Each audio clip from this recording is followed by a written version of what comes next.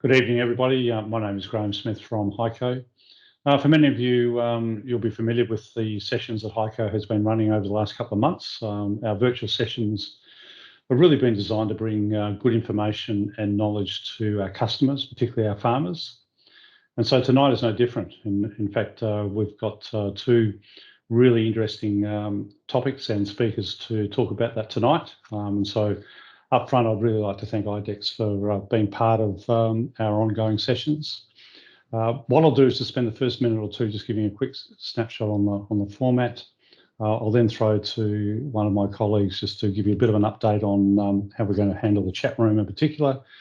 And then Jared will introduce Victor, or we'll throw to Victor as a first speaker. So Victor Moffroid is the IDEXX Australian and New Zealand Livestock, Poultry and Dairy Category Manager.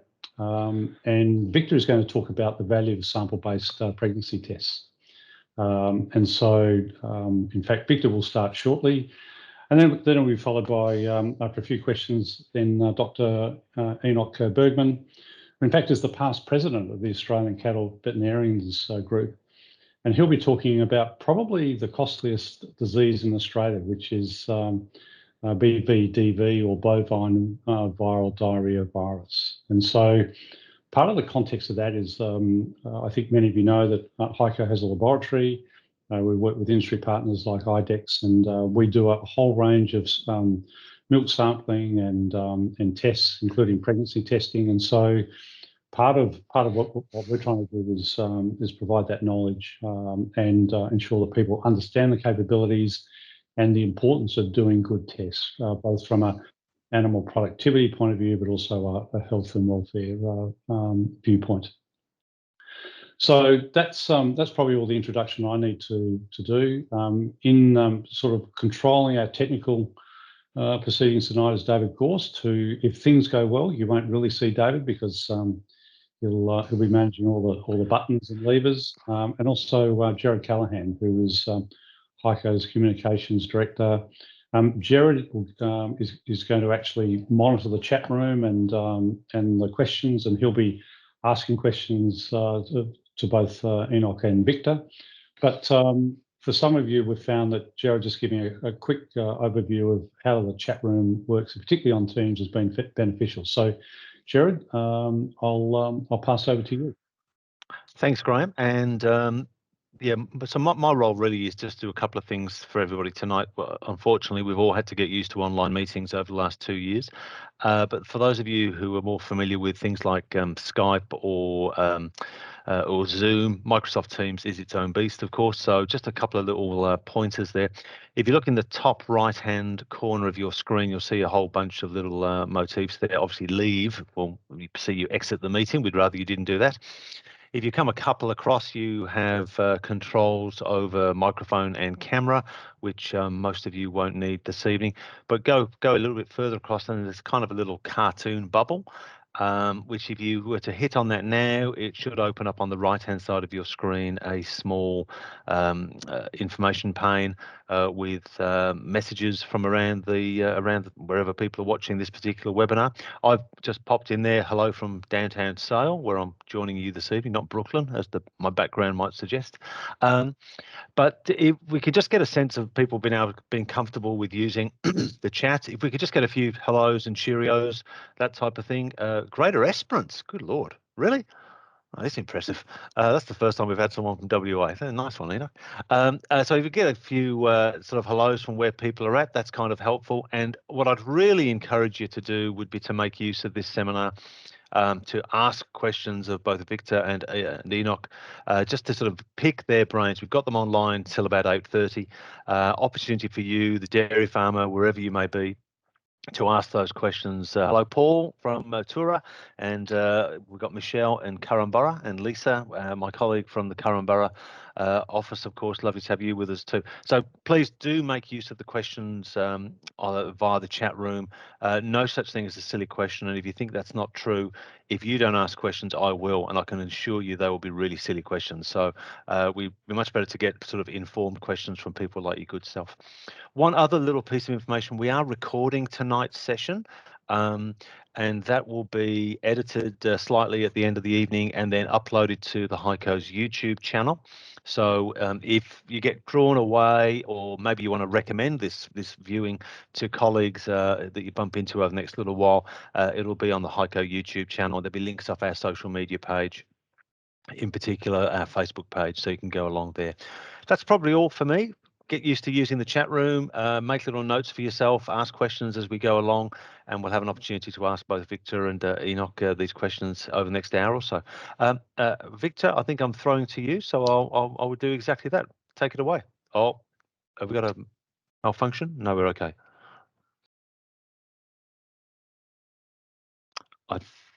We don't have your microphone, Enoch. We can't hear you. Can anyone hear me? That's better. Thank you. Good. Okay. Sorry, my headset wouldn't let me share with audio. So look, welcome everyone. Thank you for having me on this webinar, Hico, and I'm very excited to talk to everyone about the value of sample-based pregnancy tests. And that is a test where you use milk or blood to detect pregnancy.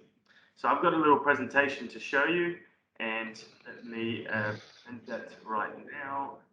Okay, I'll just go to presentation mode. And I will change this to be presenter. Can everyone see that clearly now? Yep. Good. So I'll just start there. So yeah, look, my name is Victor Moffroid. I am the category manager for the livestock test, Australia and New Zealand for IDEXX. IDEXX are the biggest global veterinary diagnostics company in the world.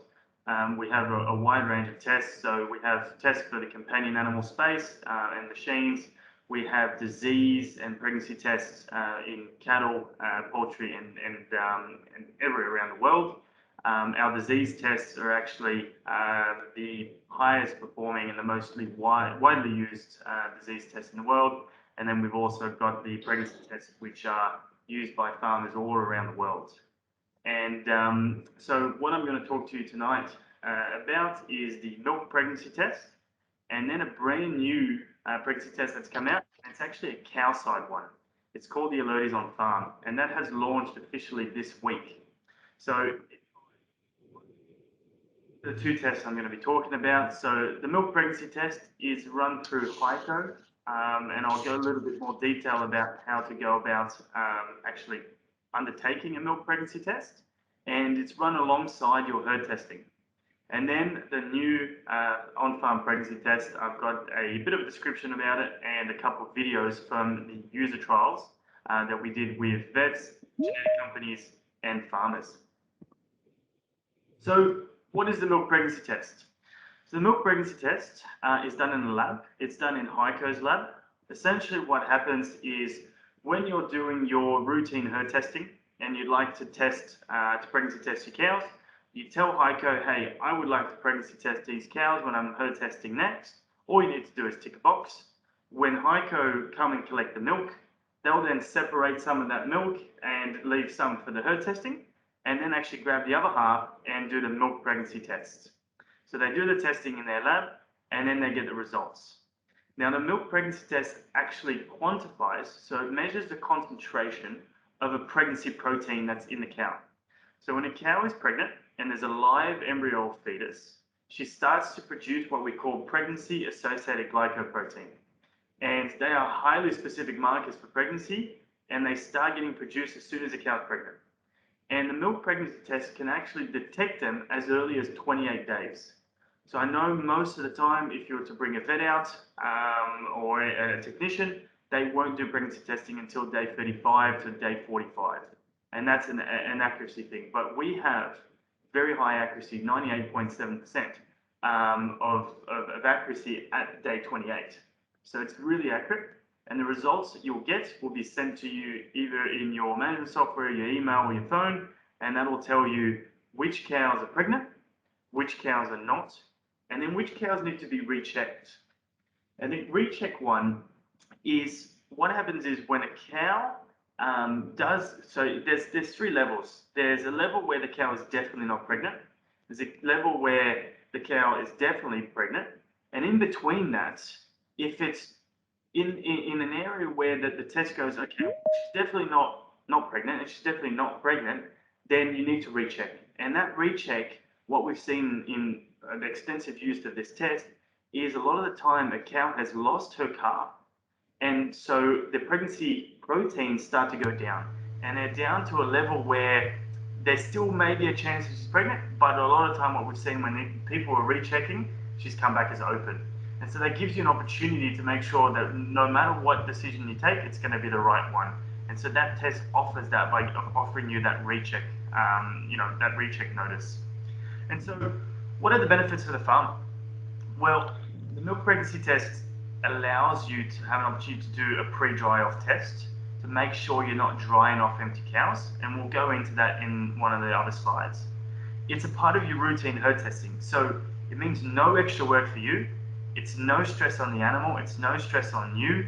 It improves animal welfare because it's a milk test. So there's no arm going up the cow. There's no pricks or whatever. It's the greatest test for animal welfare. It does reduce costs, and the beauty of it is that you can do earlier pregnancy testing. So if you're doing AI programs and you'd like to know, earlier if your cows are pregnant or not, if you'd like to shorten down your calving interval, well, this is a great opportunity. And Victor, can I just ask a favour of you? Just one of our viewers has asked, is it possible to change the settings perhaps of your display? We seem to be seeing the presenters viewing rather than so we've got your next slide. That's perfect. Thank you so much. No problem. And thanks, Michelle, for raising that. Thank you. No worries. On my laptop, it's the opposite. Okay, I'll go off this way. Thank you for identifying that. Appreciate it. So what we've done, and I hope you can see that clearly enough, is we did some pre-dry-off trials with Hico. And I reached out to John Mulvaney, who's a long-standing consultant in the dairy industry. And I reached out to him to understand what are the costs of drying off an empty cow. And we wanted to calculate that and show farmers, reveal to farmers, okay, this is in range exactly what it's potentially costing you. And so what he did is he spoke to several farmers, and based on his experience, he's worked out that there's kind of three things. You got the direct variable cost of drying off a cow, which is the teat seal, dry cow therapy, animal health, all that stuff. And that's around $50. Then, because you've put the dry cow therapy, you have to hold that cow for 50 days. And in those days, you have to feed her, there's some labor involved. And so if you hold it for 50 days, that's about $130. So already in total cost, there's $180.50 worth of cost because you've dried off an empty cow. And because you've dried her off and she's empty, if you had known, if you'd done a milk pregnancy test and known, you could have actually potentially kept milking her and milked her for another 120 days. So there's a loss of margin as a result of prematurely drying her off. And if you held her for 120 days, that's $358 in your pocket you could have made. So what he's worked out is based on that, drying off one cow is costing you, drying off one empty cow is costing you around that $538. Now he has done 4 different calculators based on the different management systems in the different areas, but this is the one that's most relevant for farmers in Victoria. So we recorded some testimonials from the farmers. The first one is Stuart and Jackie Tracy from Waratah Bay. They run a split calving 700 head dairy operation with crossbred herd. What they did was they put forward 178 cows, and 4 that were previously diagnosed as pregnant by the vet were found to actually be empty by the time they were drying off. What they said was, this test will mean that we never dry off an empty cow again. Those 4 definitely saved them a lot of money and allowed them to make the right management decision. And so the costs of the tests to do 178 cows through Hico at $5.50 a head is about $979. But if they had dried off those empty cows, it would have actually cost them $2,152. So if you subtract $979 from $2,000, you're still way above what you could have. So you've made money essentially by doing those tests. Another one was a focus farm that was running. So they ran 400 milking herd, and the reasons for trialing is because they were focus farm. They wanted to weigh up the cost benefit analysis of the technology, and they put forward 367 cows. 43 of them returned as open. There was quite a few that they knew were open, but this test allowed them to find ones that weren't. And it meant that it gave them an opportunity to milk all 43 of them and make that extra money. So it saved them money, and it gave them the opportunity to make a right management decision, and they said they'll be using it again because the technology is proven. Because some of them they knew were open were backed up by what the vet said, so they were able to see that the accuracy really works. So you can imagine if they did 367, it cost them $2,000 to buy the test, and in total savings based on our calculator, they've saved $23,000 in costs. So it's a really, really good test. It makes your life a hell of a lot easier. It's done alongside your herd testing, and it's a really great opportunity to save time and save some money. So the next thing I want to talk about is the new Calcite pregnancy test. So this is a pregnancy test that is different to the others. It's not done in a lab, and it's actually able to be run by farmers. So what you can see here is a box, and in that box there'll be 25 tests. Now the beauty of it is Hico has the opportunity to actually sell you individual pouches because they're individually barcoded. So if you want to do one or two, you have the opportunity to just do one or two. And what you'll see here on the pouch is little images, and then you've got the little test and the little pipette and puffer solution. So how does what is the test? How does it work? All that stuff. I will get into that in a couple of minutes. But essentially, it's a lateral flow device. So it's a little pregnancy test that's done on cows only. It can be run on whole blood. So the trials we were running, farmers were taking blood out of the tail. And if you've never done that before, or you'd like some training, we are going to offer some days where we can show people how to do that. There will be videos online for you to see how to take blood. And the beauty of this test is it's actually extremely accurate.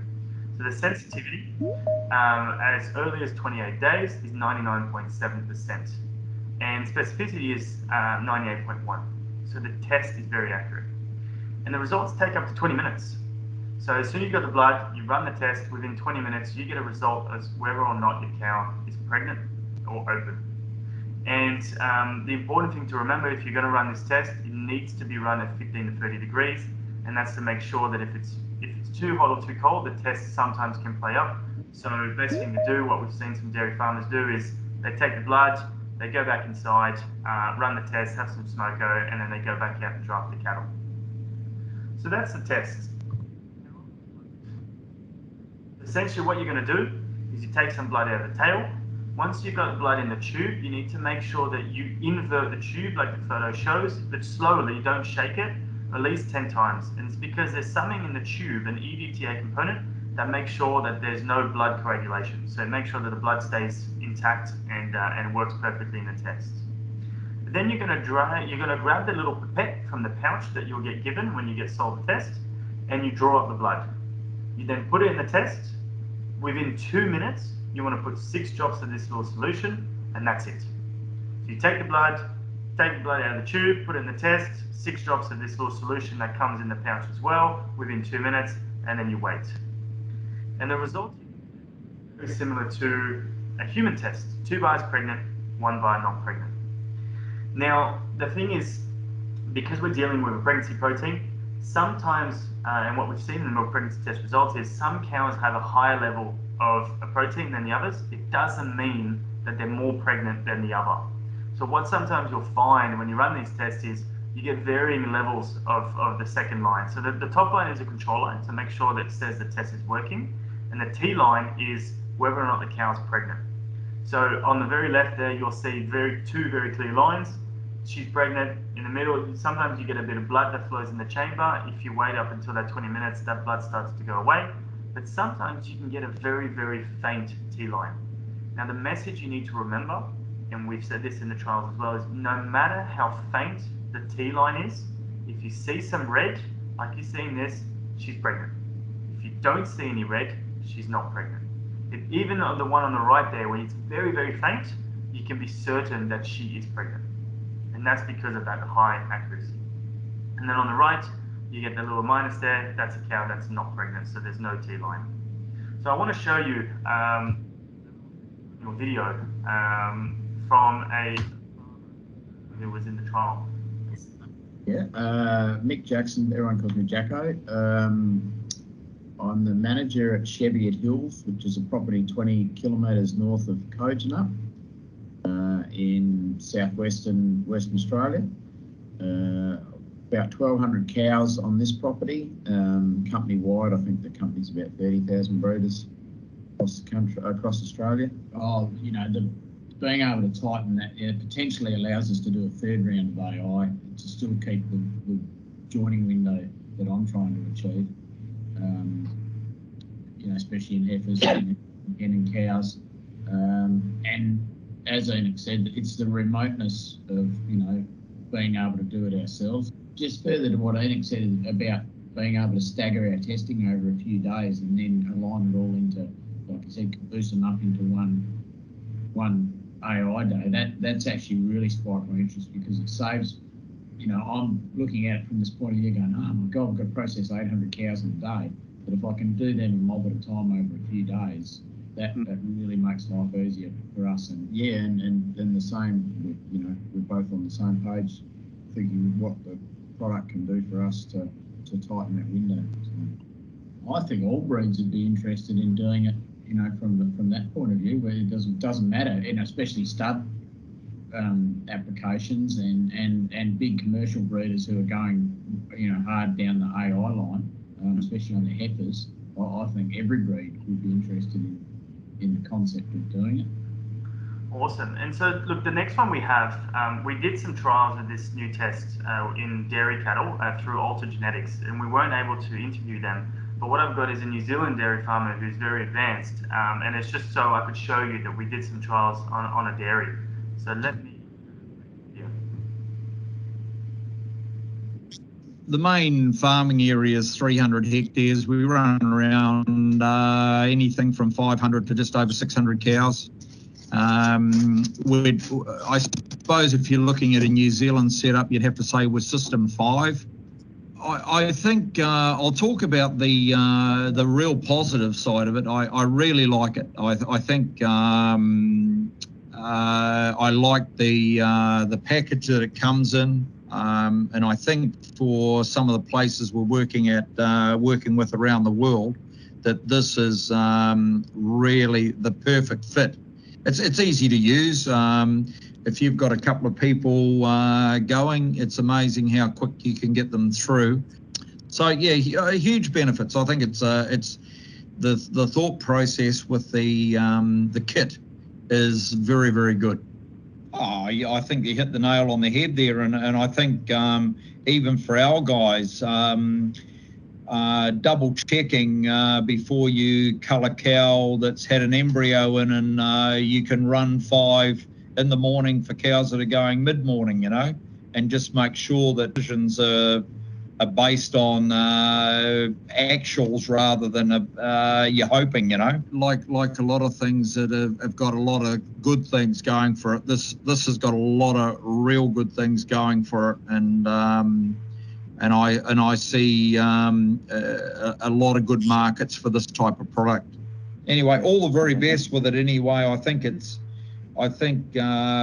good technology, and it's a nice package, and wish you all the best anyway. Awesome. So what you can see there is, you know, two farmers talking about how it benefited them. One was, you know, both of them do AI, and they saw an opportunity not only to do earlier testing, but they saw an opportunity to do, in this case, a dairy herd, to be able to test 5 in the morning, or to double check before they cull a cow, or, you know, it's about being able to understand more greatly and always know exactly what your cows are doing. And, you know, having the opportunity to have a box at home and testing when you want gives you that ability, and it complements the Alertis milk pregnancy test really well, because when you're doing the large amount of herd, it's going to be a hell of a lot cheaper to do the milk pregnancy test. But then if you come back with a couple of rechecks or you're not too sure of something, the Alertis on farm fits in there to complement the milk pregnancy test. And all of that is available at Hico, and Hico is very supportive. And if you need more information, if you'd like to see more videos on the trials, there is a website that I've created that has a lot of information on BVD, which is very farmer-centric, has information on the pregnancy test, the milk pregnancy, has some videos, and then also SNAP antibiotic residue testing, some yoni stuff. So if you do want to have a bit more information and have a read of it in your own time, please go to farmframeworks.com.au and you'll be able to get that. So that's my presentation. I will try to stop sharing once my computer comes back. Okay. Victor, I might just jump in there. It's Jared here from Hico. The question off the audience is, Victor, or have any more information on the pre-joining milk test that produces a probability of success of the next mating event? So sorry, ask that again, sorry? Yeah, sure. Does Victor have more information on the pre-joining milk test that produces a probability of success of the next mating event? It's a good question. I don't know who asked that question, so I can't actually ask, but they're listening, I'm guessing. So if there's some if you need some clarification, just ask for it, and hopefully they'll type something in while Enoch is speaking. No, that's right. Look, I'm looking to Enoch as well, being the expert in pregnancy. Enoch, that's a good question. I'm not too sure, to be honest. I'm not sure what they're asking, but I guess it'd probably be there must be referring to an assay that would detect whether or not a cow's cycling or whether she's still in lactational anestrus, and it'd probably be, I guess it'd probably be based on progesterone, I would think. But yeah, I'm not sure what they're alluding to. But the Alertis test that he's talking about to the listeners is about trying to diagnose pregnant animals, or more accurately, find the empty animals as early as you can, which is down at 28 days, which it's got some real advantages for me in regard to my AI programs when I'm trying to do a resync, so I can get a better submission rate on my resyncs rather than just depending on heat detection. I can test them and resync them and use prostaglandin on the animals that are not that are empty, and then putting a device and everything, pulling the devices, checking them with the Alertis. If I can't be there, and then 48 hours later AIing them fixed time. Anyhow, not sure what they're driving at. Can I just add, there's somebody's added a further comment. This may be MIR based and connected to Dairy Bio Research Program. Just before we perhaps throw to Enoch for his presentation, does that help at all? Not too. No, I'll have to get back to you on that one. But I did see something come up as well. Is that can it date pregnancy? The answer is no. It's just a yes or no answer. So if you're doing fixed time AI and all that, obviously you'll be able to know the dates if you're doing a 28-day pregnancy test. So that's the way to get around that. But yeah, look, if everyone's happy with that, we'll get back to Enoch. Go for it. Great, thanks, boys. See if I can share my screen. Thanks, guys, for tuning in. Thank you very much, Graham, Gerard, for running it, Victor for getting me here, and thank all of you for tuning in. Thank you, Hico. I'm going to try to figure out how to share my screen here. All right, rightio. So, folks, how does BVD work? Well, BVD is known as bovine pestivirus around Australia. Most people are pretty familiar with how it's transmitted through persistently infected animals. And what happens is when a persistently infected animal meets an animal without prior immunity, that animal becomes sick, and then that animal may have some negative outcomes. It suppresses their immune system for a couple of months, but if they're pregnant or trying to get pregnant, it can have more significant consequences that are more easily for us to observe. So if it happens prior to mating, you can get some ovarian dysfunction, so it can reduce cyclicity. If it happens early in joinings within the first month, you go through early embryonic death. If it happens from about 1 to 4 months, the unborn fetus, if it survives the infection, if it doesn't get resorbed, believes that BVD is normal because it's going through a self-recognition phase. And so because of that, it remains persistently infected, meaning it stays infected for the rest of its life. And because it thinks BVD is normal, the virus is produced at an inordinately high level, on the order of about 1,000 to 100,000 times more viral particles per mil of serum, urine, milk, etc., than a normal animal that's a contracted BVD and then gets over it. So that's what these PIs are. Now, this is a very effective way to transmit it within a herd because PIs are very effective at transmitting it. And because they're so effective, they tend to make the population around them fairly immune eventually, which then means that the proportion of PIs drops and then they become susceptible. And so it kind of swings in roundabouts where you've got groups of animals without immunity, and then a PI gets inadvertently introduced, and then the cycle repeats itself. Now, in dairies, we're pretty lucky because we pull the calves away from their mothers straight away. This also means that you might have a lactating herd that doesn't have a PI in it anymore, and the animals that are there that have never met a PI will remain naive, and you may have some, a PI may come into the system and end up in your milking herd, which can have some pretty significant consequences. So just as a quick rundown to tell you a little bit, just to put it into context for you on the cost of it, I know Graham had mentioned that it's a very costly disease. The Norwegians were the first country in the world to eradicate it, and in the process of eradicating it, they're able to keep track of a lot of information in a very large data set and come up with some cool stuff. So from a dairy perspective, they found that the rate of abortion was halved once they eradicated BVD. They found that mastitis reduced by 7%. They found that they produced 96 more kilograms of milk per lactation once they eradicated BVD, and it took them 14 days longer to get in calf when they still had BVD. So as far as how long it took for the average milk cow to get back in calf during the mating program. So eradicating BVD had significant financial advantages for them. So what's the scenario in Australia? Well, the work that was done back in the 60s shows that 90% of herds had evidence of past exposure. And in the work that we've done within dairies, and I'm just going to go ahead and hide my picture, and I'm going to, what I'm going to do is come down to my PowerPoint presentation so I can at least read some of these stats for you regarding BVD within Australia.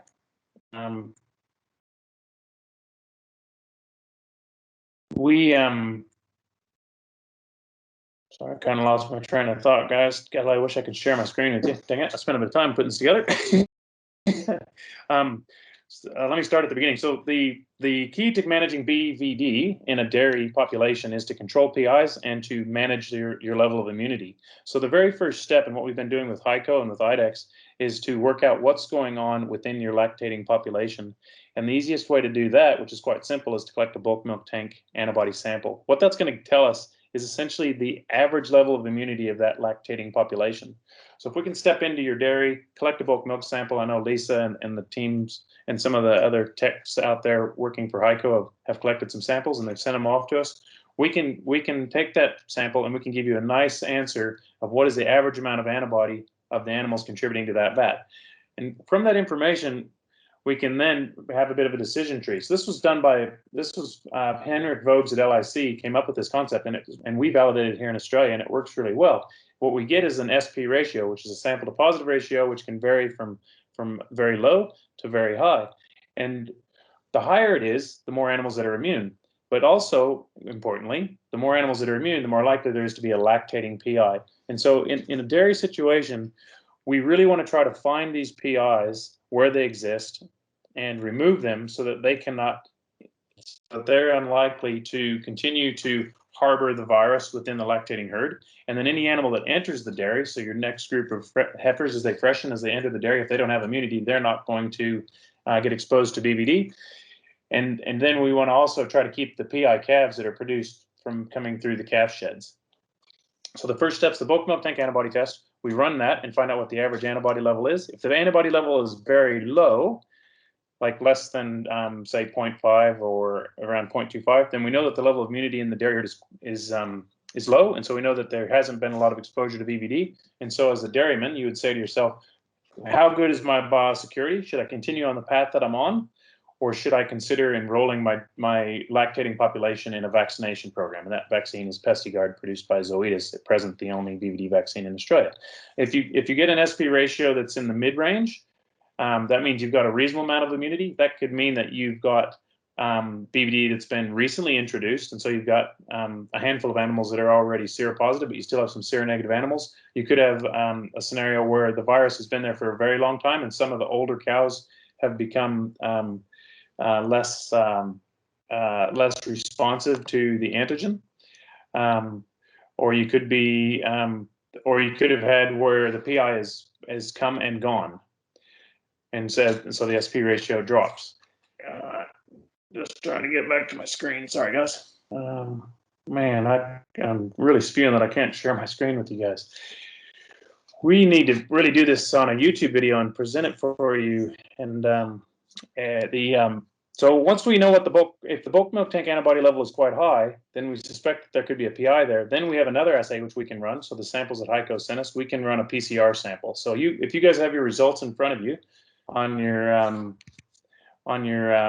bulk milk tank antibody result, and you're looking at it right now, if you have a high result, then the next step is to try to ascertain whether or not there's a PI in that milking population. So we can run a PCR analysis of that, and if there's a PI contributing to that vat, we will get a positive result.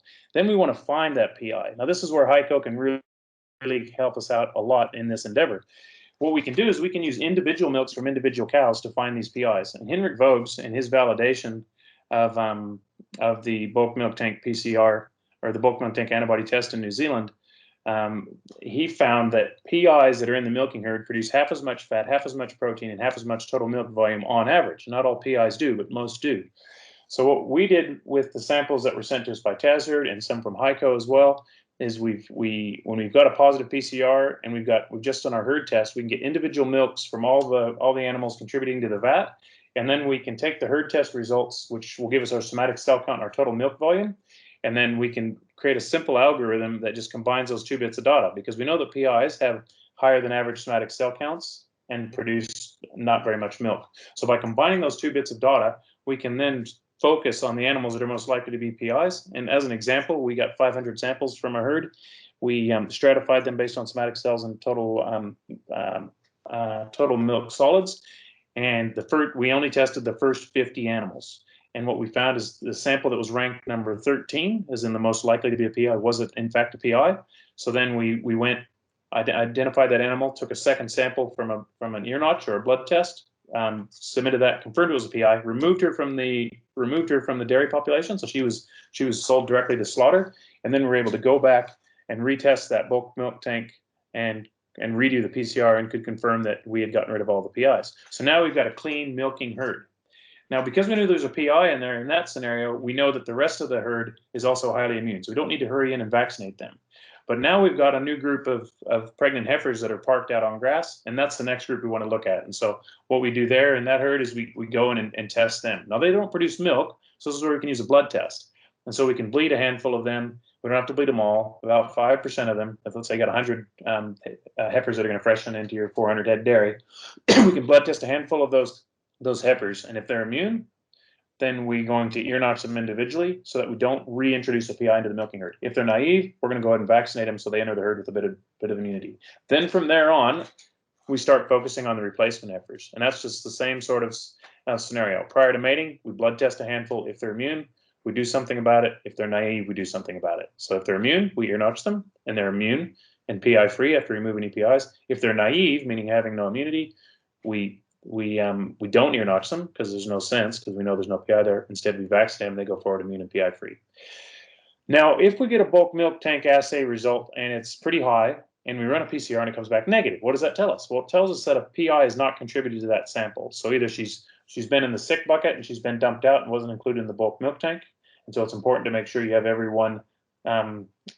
animal in your herd that you want to test in that when you're looking for a PI. So we got the bulk milk assay that we can run a PCR on, but anything that didn't contribute to the vat needs to be tested. So if you had something where you dumped milk from a handful of girls who were in the sick pen, you just need to test them individually.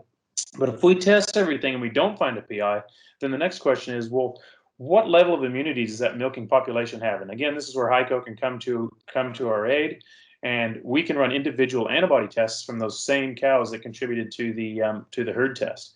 So we can then say, well, we got first lactation, second lactation, third lactation, fourth lactation, a handful of fifth lactation girls.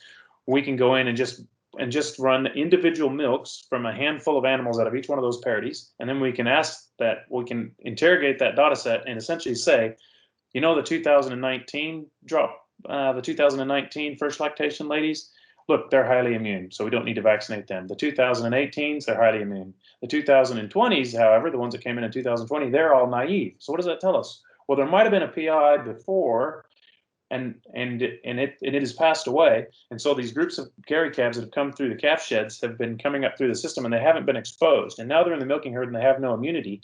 And we can use this herd test, this milk sample, to drill down on which lactational groups we're going to benefit from vaccination, rather than just blanket vaccinating the lot. So there's some. We'll try to put together a bit of an editorial piece for Hico to distribute to you guys, to run through this in a way that's a bit more organized, a bit more structured, like my presentation. And what we want to try to do is partner up between Hico, myself, and the lab that we've started here in Esperance. You know, we're the first lab in the Southern Hemisphere to do ear notch testing. And we also validated the bulk milk tank antibody test after I spent some time with Henrik Vobes at LIC in New Zealand. It's a very powerful tool.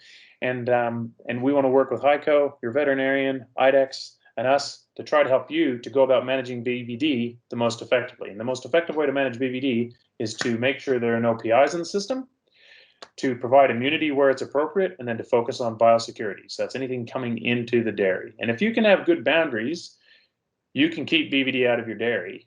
And because we're removing calves at birth from their mothers, it's a very simple system to run by just ensuring that every new replacement heifer that comes into the herd is not a PI, and preferably has immunity as well, which we can do with vaccination. If we focus on these two things, we can really kick some goals here. And then just run a routine, whether you want to do it quarterly, semi-annually, or annually, a bulk milk tank antibody test. If all of a sudden that spikes, there's a reason. And if what it should do is be pretty stable, and we can monitor it. And we do that with all of our dairy clients that send us samples. We've got hundreds and hundreds of dairies in our books that we graph their bulk milk tank antibody level over time. And the key to that is it's kind of like the fire alarm. But the main point is to ensure that you can get rid of all the PIs and make sure that none come back into your dairy system, which isn't a difficult thing to do. Sorry I couldn't share my screen, guys. Should we start answering some questions instead of me banging on, rattling at an empty screen? We can certainly do that. You did very well, Enoch. Well done indeed. A few technical issues there. Couple of questions that have come in. We might, if you boys can go back to your activating your cameras, that always makes it a little bit more personable. A question from one of our viewers here today, which is what proportion of Victorian herds would you expect to show a positive VAT sample? And a secondary question, if the herd has been vaccinated with Pestyguard, does the VAT test still work? So a couple of questions there. Proportion of Victorian herds you expect to show a positive test? Very, very good questions. And I've got a slide for both of those, but I'll run through the first one here. So I graphed 1,829 samples from just under 2,000 individual dairies that came through our doors quite some time ago, and we've got a lot more since then. And what we found when we graphed them is that about 60% of them had an SP ratio over 0.75, which is the threshold where you start to get positive PCRs. Overall, on all the dairies that submitted out of 1,829, when people ran a PCR, the incidence of a positive PCR was 21%. So 1 out of 5 dairies had a lactating PI. But what was cool is the higher the SP ratio, the more likely they were to have a positive PCR, meaning they've got a lactating PI. So when the SP ratio is over 1.25, 45% of those dairies had a lactating PI. When it was between 1 to 1.25, it was just under 30%. When it was between 0.75 and 1, it was around 25%. And when it was between 0.5 and 0.75, it was only 4%. And if it was between 0 and 0.5, none of those came up positive on PCR. So that's pretty cool. Victoria is no different than others. But here's what I find in my time. I've been providing advice to veterinarians and dairy producers since we set up the lab back in 2006, is the dairies that seem to cop it the most are your split calving herds. And the reason that is, if you think about the epidemiology of BVD, is you get a group of dairy calves that are born, they go through group housing, they get weaned, and they get parked. And those could be your spring calves. And then later on, the fall calves could come through, and there could be a PI in with those girls. And so as these calves come through the calf sheds, and we see more scours, we see more respiratory illness, we see more difficult issues we have a lot more trouble with calves in calf sheds when there's a PI in the group of calves coming through a calf shed when they're doing group housing. And then imagine you got the other heifers and they're out there in the paddock, and then here come this new group, and these girls, the first group, if they're pregnant, parked and pregnant, and here come the new girls who are just getting ready to get AI'd and then also parked once they've been AI'd, bang, if they come together in that window of susceptibility where they're from 1 to 4 months pregnancy, we've had as high as 3/4 of the calves born from one group of heifers to be PIs from having been exposed to PI at the very wrong time, and it's generally in split calving herds. It's more common. Now think of another type of herd like year-round calving herds. I know we don't have many of those in Australia compared to the U.S. And in that scenario, let's say you've got a PI that's born. Let's say you get some over-the-fence exposure or something, and a cow, gets exposed. She's in that window of susceptibility. Bang, a PI is born. It's pulled off her. It goes through group housing. In America, it'd probably go through, individual housing. Then it'll go to group housing. It's working its way through the system. Within its group of heifers, they get all mated. They're pretty immune because they've been with her growing up, but maybe you've had a little issues with ill health up until then. She gets pregnant, and then she enters the dairy. Bosh. And that dairy's, those girls are between, anywhere from just calved and waiting to get mated up to getting ready to be dried off. And so some of those girls are not going to see much of an issue because their calves are so far along, the calf will be born relatively normal. But anything that's from about 1 to 4 months is going to be a PI. I've got a really cool story. It was from Murray Bridge, where a milking herd that tried to go to 1,000 head, and they were milking about 800. They brought in a couple hundred lactating cows from another dairy, Bosch, and smoked them in. This was a year-round calving herd. And exactly 4 months later, they started getting these funny looking calves, because from about 4 to 5, you get these defects like short bottom jaws, crooked limbs, small eyes, and they started getting these defects. And then they had 15% PIs for the next 3 months. So everything that was from 1 to 4 months produced PIs. That was naive from when these other animals came in. So you just got to be really careful when you're bringing animals into your herd. And it's a real simple thing to do. If you're introducing an animal to your herd, you just ear notch it. But you also got to remember that its calf could be a PI. In a beef herd, this is an issue because the calf hits the ground, it's running around, prior to mating.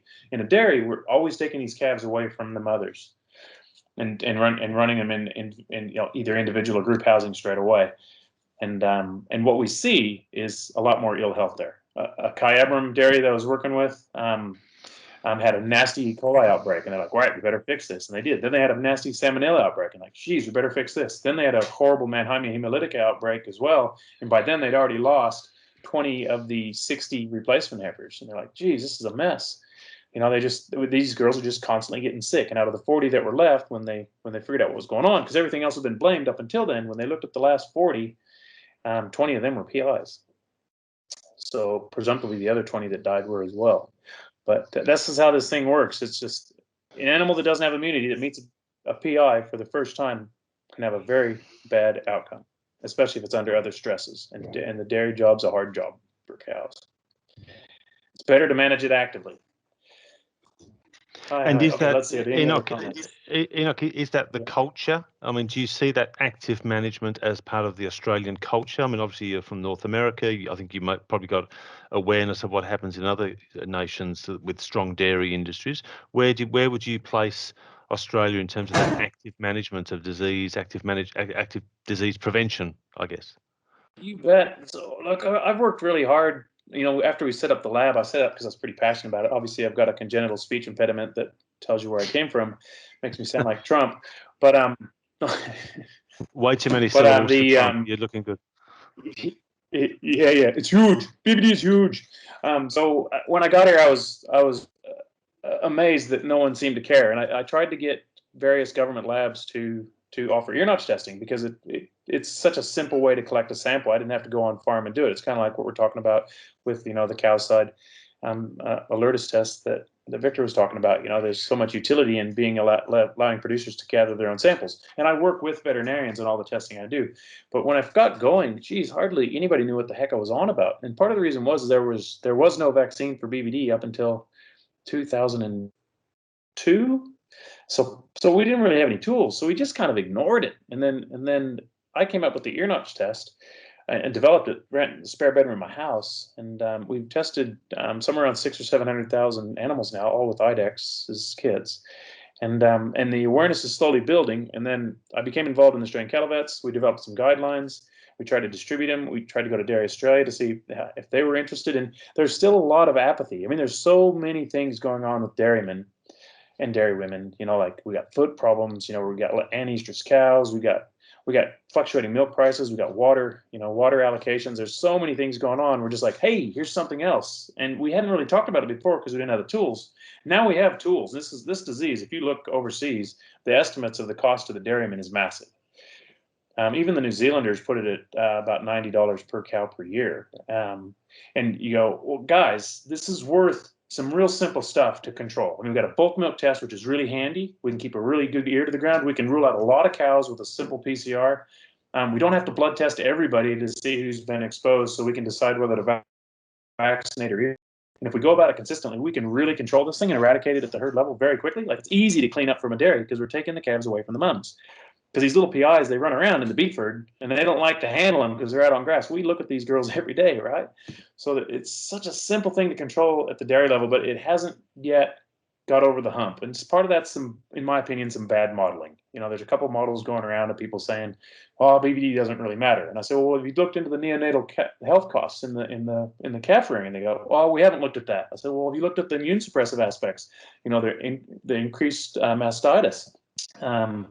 That, you know, like the Norwegian showed. Oh, no, we haven't showed that. What about Henrik Vogt showing that there was 26% higher somatic cell counts in dairies with SP ratios over 1.25 compared to dairies that were low? And it was a beautiful line. The SP ratio went up. The higher the SP ratio, meaning the antibody level of the dairy, the higher the antibody level of the bulk milk tank sample, the higher the somatic cell count. It's freaking linear. BVD suppresses the immune system. Animals that come into lactation meet a PI for especially their first lactation, that's the most important lactation of their life. And if they screw that up because they're immune suppressed, we've changed the architecture of that udder permanently. It's gonna leak more white blood cells even after they get through whatever little mastitis bout they had as a freshened heifer. We've screwed them up.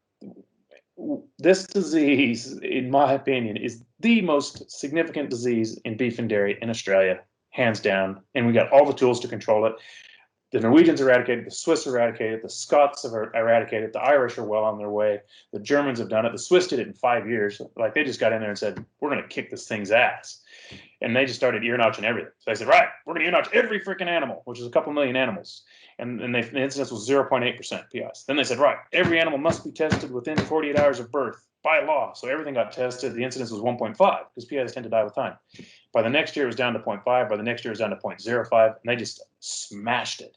People say, how did they do that? I say, well, they're socialist. And when somebody's barn burns down, they go and give it a hand. They call that Dweezil burn or something. Hey, we'll blow our Dweezil horns and we all get together and build a shed. I said, we got something similar in Australia. You know, we all get together and help each other. It's called go and get fucked.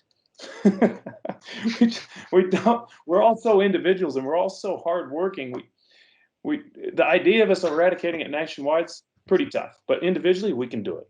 I can help you do it. Hico can help you do it. IDEXX can help you do it. You're a vet. We're going to all work together. We're going to kick its ass. BVD sucks. It must die. Look, I think I speak on behalf of everybody on the call. We don't care what you talk about, Enoch. If you just want to keep talking, that's fine, you know, because it's hugely entertaining. We actually do have one more question, and then I might hand back to Graham there. Yeah. Cows that have a build-up antibody, do their calves have, I think it's meant to say, do their calves have slight weak immunity? Like, I guess, is there any correlation between antibodies in the mothers and the calves? I think that's what the question is saying. So very, very cool. A couple things. There's also, does Pestyguard affect the vet, the bulk milk tank antibody? Yes. Oh, yeah. When you're collecting your bulk milk tank antibody test, guys, you want to try to collect it in the context of your annual booster. Don't do it right after you give a booster, because the booster from Pestyguard, the bulk milk will go up, antibody level, and then it'll come down over the next 2 to 3 months. And I'm doing some work with Zoetis right now on that. And it spikes it, and then it goes away. It doesn't mean the animal's not immune, just means the measurable antibody and what's secreted in the milk changes. And it does spike after you vaccinate them, but then it goes away. So you want to, and the idea of your bulk milk tank antibody test is to look at it in the context of what it's been, in the previous years. You know, if it's sitting there doing that and slowly going down, and all of a sudden it jumps, you go, what the hell's happened? You go, oh, that's right. We sent Mabel to the show. She went to there was a girl that won the ECA one year. She won the ECA, and she was a PI. They didn't find her until she was 12. 12 years old before she carved it. Who milks a cow for 12 years? Well, I guess she was the grand dam from the ECA, so they did it. But anyway, and all of her daughters were PIs. Okay, another thing. Cows have a buildup immunity. So the more immune a cow is, the more colostral antibodies there are. The calf ingests the colostrum, especially if you got good colostrum management, but those antibodies are gone by 6 months of age. So the calf has to develop its own immunity from exposure to BVD. So it gets some from its mom temporarily, and then it goes away. In a situation where a bunch of animals without exposure to BVD, one of them's carrying a PI and it drops, we see a lot of scours in that scenario because all of the other mothers, their calves don't have colostral immunity to BVD, and they meet a PI when they're young. And so we see these nasty rotavirus outbreaks or salmonella or E. coli. And when we go back, it probably got initiated by BVD. That was the immune. That was the catalyst. A guy named Potgieter did this kick-ass study where he took Mannheimia hemolytica, MH, which causes pneumonia, and he stuck it in the lungs of cows. And they had 10% lung consolidation, which sounds bad, but cows have pretty big lungs. 10%, they were fine. They took BVD and chucked it in there. It was like 5%. You know, it didn't do anything. But if they gave them BVD and then waited and then gave them Mannheimia hemolytica, it was 75% of the lung lobes were consolidated, and they died. It's so immune suppressive. It's just nuts. It's like temporary AIDS when you contract it the first time. It's cool. So sorry, I know I'm banging on. Any other questions? None have come through, but that's fine. That's fine, and that's not dissimilar to other evenings we've had here. So don't read anything particularly into that. Victor, I might ask you if there's any, and there'll probably be concluding comments before we throw back to Graham, just to sort of wind up the evening, I think. Yeah, look, no, thank you, Enoch, for presenting. And, you know, the plan tonight was just to give you a bit of an understanding of, you know, the pregnancy tests that Hico offers for your herd testing, and then getting a good understanding of BVD. You know, we are offering that free bulk milk antibody test to quite a lot of farmers around the country, to every farmer around the country. And this was an opportunity for you guys to just understand a little bit about what the results mean and where to go from there. So if you need more information, don't feel afraid to reach out to Hico and even give Enoch a call, and he can help sit down with you and kind of help you understand that result. So thank you all for your time, and Graham, back to you. Gentlemen, great session. I had a few questions, but we are out of time. Maybe next time. As I said earlier, after about 8:30 Eastern Seaboard time, Enoch's in with 3 hours, so it's only 5:30 in good old Esperance. So you'll be ready for a beer shortly. 3 hours, Graham.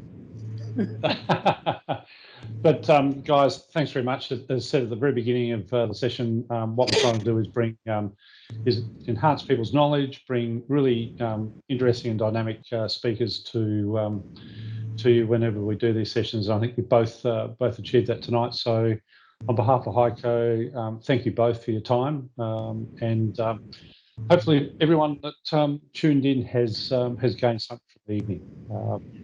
In closing, as already said earlier tonight, we'll put the presentations and the video from tonight in an edited form, as Jared said, onto the Hico YouTube channel in the next 48 hours. And stay tuned. We'll have another session in the next few weeks, and I'm sure it'll be just as valuable as tonight. So in closing out, thanks everybody, and see you soon. Bye-bye. Awesome. Thanks, everyone. Thank you, Graham. Thank you, team.